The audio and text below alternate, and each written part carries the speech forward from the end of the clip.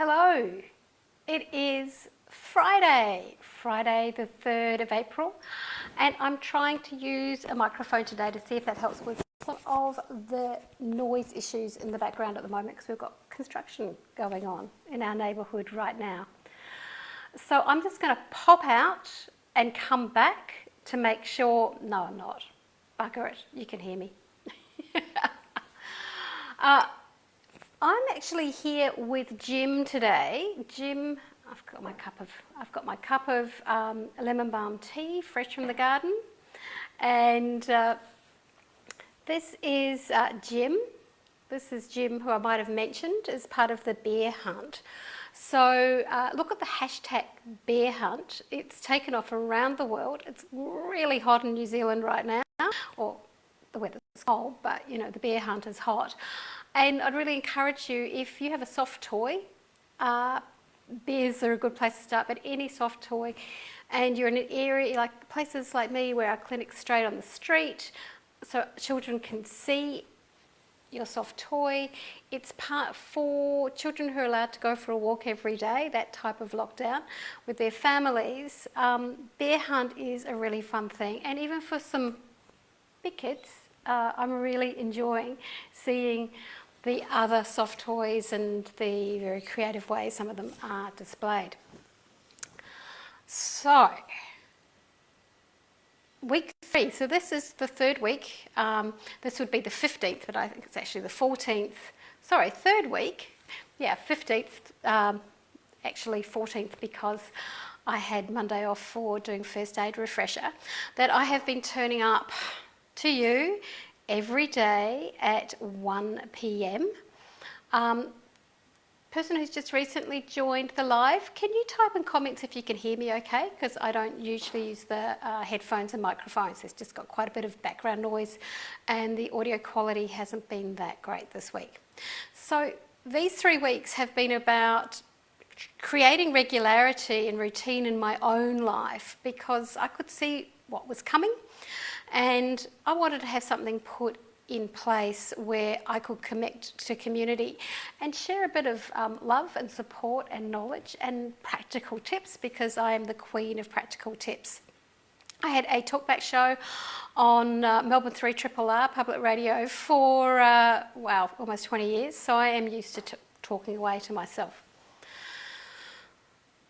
So, one of the things that I've noticed increasingly over this time as we go into our quasi-lockdown here in Sydney is that actually the weekdays are easier for me than my non-clinic days. I have days where I have 2 days a week where I might do a bit of admin, but I don't see clients, so they're kind of my non-clinic days. Hello, Helen, good to see you. Helen, can you tell me whether you can hear me talking? Excellent, thank you. And weekends are really weird. So my Thursday, I was trying to have a very non-clinic day, and by the afternoon it was a case of, do I want to do my tax or clean the bathroom cupboard or lie on the couch and watch YouTube?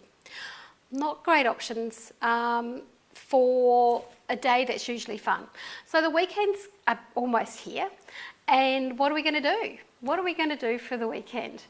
There are more Zooms and catch-ups with people that are planned, which is really, really nice. And also, I'm going to get a bit hearth and home. I think this is a great time to do some meal prep, to cook not under pressure, and for those who like to get a little bit creative, I really suggest this is a great time of year to do a little bit of pickling. Now, pickling doesn't have to be you're making big batches. You can make single bottle pickles.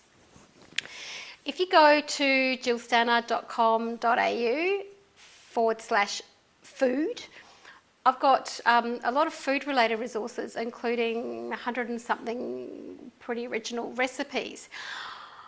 I pickle things like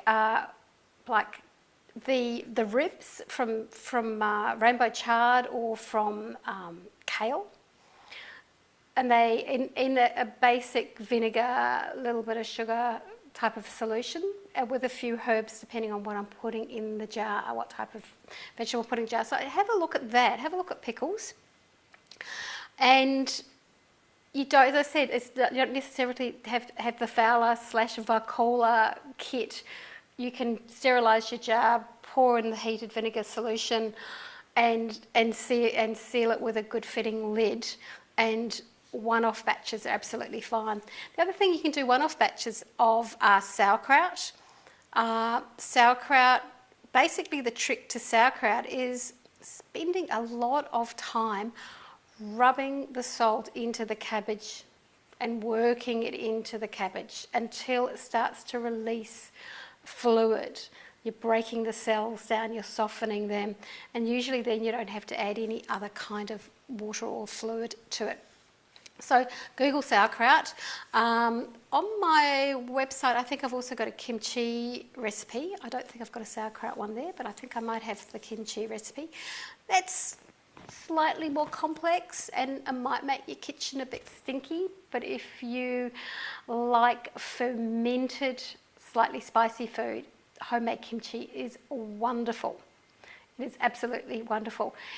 If you want to do the easiest ferment in the world, what I did a couple of weeks ago was a honey ferment. And a honey ferment is basically you're taking something either like garlic. So I wanted to do for as a medicine. Basically take some good quality organic garlic, peel off the skin, put it in a jar and cover it with a good, preferably local runny honey. Every day when you walk past the jar, you've got to burp it. And burping it basically means you just unscrew the lid, and sometimes it does make a little noise. What you will notice pretty soon is you get a big waft of garlic, and you can start to use the garlic that's in there and start to use the honey that's in there. I'm not a huge sweet and savoury flavoured taster. I don't particularly like that. But if there's other people who share the ferment recipes, say they like to drizzle a little bit of the garlic honey over vegetables, but I think you can actually just cut off a bit of the garlic and maybe eat it as a medicine right now. The other jar, and once again these are small jars, I should have brought them in to show you maybe next week if there's any left. It was a nectarine one. I just took one nice washed organic nectarine, sliced it up, took the stone out, covered it with honey. Now with that you need to leave a bit more room at the top because there's quite a bit of fluid that's going to come out of the nectarine. Burp it every day, and that is really nice to have a teaspoon as your sweetener dribbled over your porridge. And yay, clocks in this part of the world are going back to out of daylight savings. We get an extra hour, and to me it's officially the beginning of porridge season. So I'd love to know what your challenge is going to be this weekend. To have a new, routine is so important. It's important during the week, it's important on the weekend. Still think getting out and exercising, maybe having a dance around the living room, maybe connecting with a friend long distance and having a virtual, I'll just grab my cup, a virtual cup of tea or other substance. But the challenge to me is making it a bit different to the week. You do need to pack your work away, particularly if you've been working from your living room. Get out if you're allowed to get out of your house. If you've got any kind of garden or a balcony, it's a really good time to tend to the plants and do some cooking and be creative. And if you're having difficulty getting recipes, getting ingredients for recipes, it's really easy just to Google the ingredients that you have and add the word recipe at the end and see what comes up. Be creative, have fun, and I'll be back on Monday. I'll see you then.